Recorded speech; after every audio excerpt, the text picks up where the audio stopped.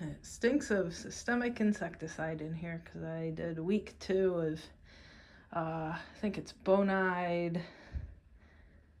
It's that systemic that they have that's Nepenthes safe. Anyway, I just watered. I just poured poison on everything. So instead of spraying it, I just kind of water the plants with RO first, and then put a lick of the bonide on the top of the soil too, so it kind of flows through down into the water in the saucers and kind of hangs out and hopefully mixes by osmosis. So what do we have going on? I think too much hasn't changed. The pollen stalks on this are still turning black and unhappy. I mean, the plant's still alive, so that's the best that I can ask, right? This is a Monstera. I don't know if it's Sultipicana. Subpinata. That's the one that it is. It's kind of growing everywhere. The Obliqua Bolivia is still all over the floor down there. I'm excited it's been growing so well. I don't know if it'll focus down there, but it's growing in the corner. What else? I don't know if last time I mentioned that I moved some more of the gemme from these pots into some of the other pots that are starting to grow. So there's the 2 pots here and the 1 pot here. That flower stalk of the Spatulata by Hamada, I put it over here. It only looked like one of the seeds was kind of viable. The rest of them didn't look like they wanted to do anything. But anyway, I broke it all on top of the gemme pot. Like I've said before, it seems to me that they seem to sprout a little bit better in that environment. I don't know if it's in these deli containers that the right environment for gemme sprouting is the right environment for Nepenthes also hatching, but it's just my habit now to co-locate them and put them in the same thing. So there's still some gemme. I don't know if you can see it on that plant, and some of the ones up here too, that they still have a little bit more that I can, like over on this corner, that I can throw around, but I don't know. It's hard to find space. So I guess there's space here, but nothing really wants to grow in the center. Maybe I'll try throwing a few more gemme there. Maybe I should just check that whole entire container or peel the moss off the top and start again, because it doesn't look the healthiest. I'll think about it. I'll think about it. I'm glad this elephant here is growing leaves again. It has never regained the size that it had when I was in San Diego, which is a little bit sad. It had gigantic leaves there, but at least it's growing and it didn't die, right? So things are, I mean, maybe they're okay. See how it was getting smaller? That's worrying, so that's why I started the poison. I don't actually believe these guys have bugs, but I mean, it's the only other thing that I can think of doing, because otherwise I don't know what went wrong. I don't know if I showed off that one of these orchids is growing back. I don't know if you can see that tiny little leaf in there. Doesn't look like it has any viable roots, but who am I to say? So I keep watering this.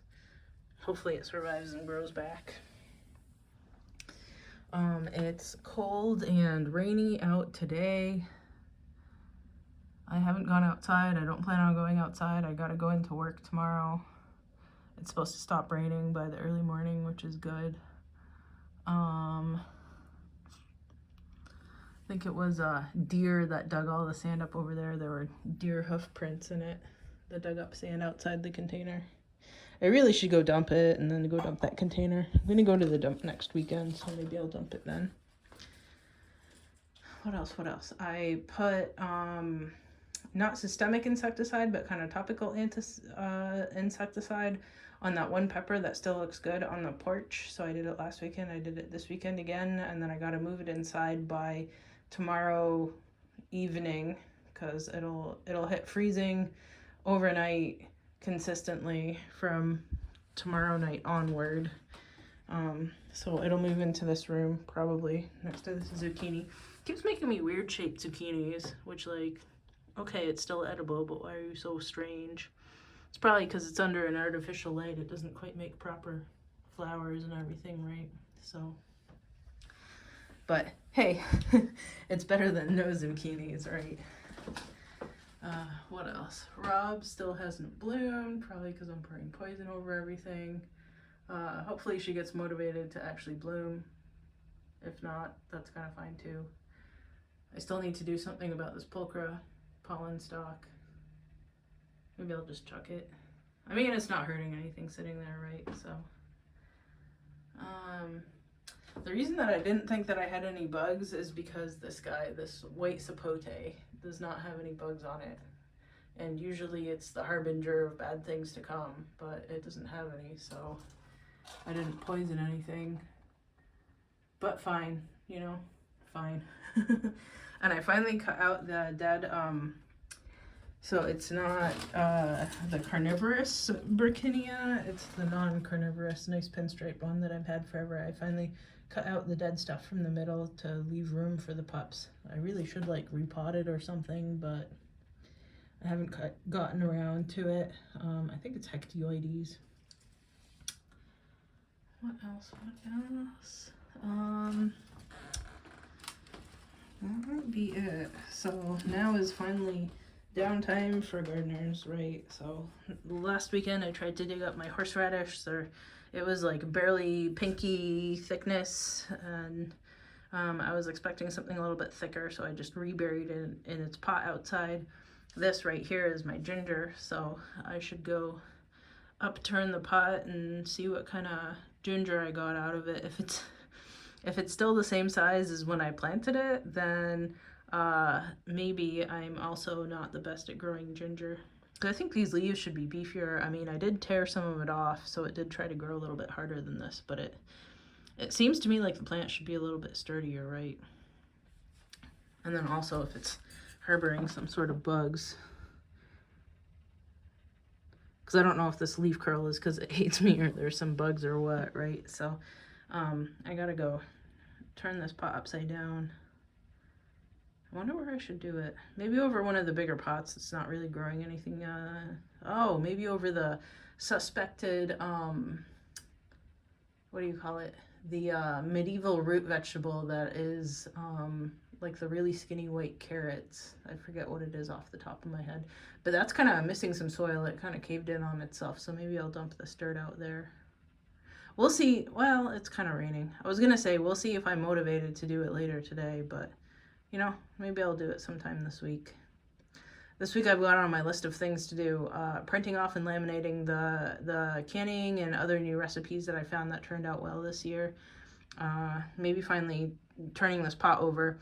Why right now on the ginger is because the internet told me nowish, based on having planted this in the early spring, is when I want to be, is the ideal time to dig up ginger based on how long it's been in the pot. Oh, maybe I should have watered this guy. I think the water's finally gone where this peltata is, and the micramphora too, and then the ampullaria. I'll go back and water this after this vlog. And I should probably, so this is a, what are you, ovata. So I should make sure it can actually grow and it isn't stuck somewhere.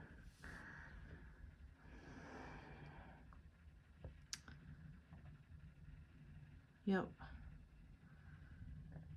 That might be it for the week. Yep. I'll water those 3 plants in the terrarium.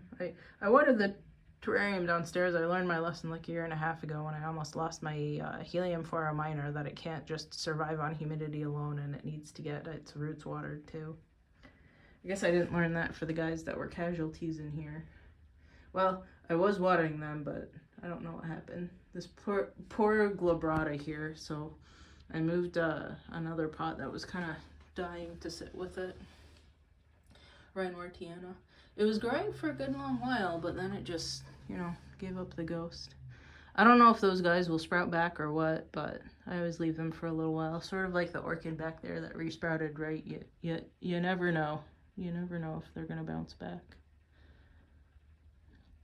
Anyway, that is it for the week. I just started my RO machine to refill the 10 or so gallons I used up this week, and I'll water those 3 plants and see y'all's next weekend.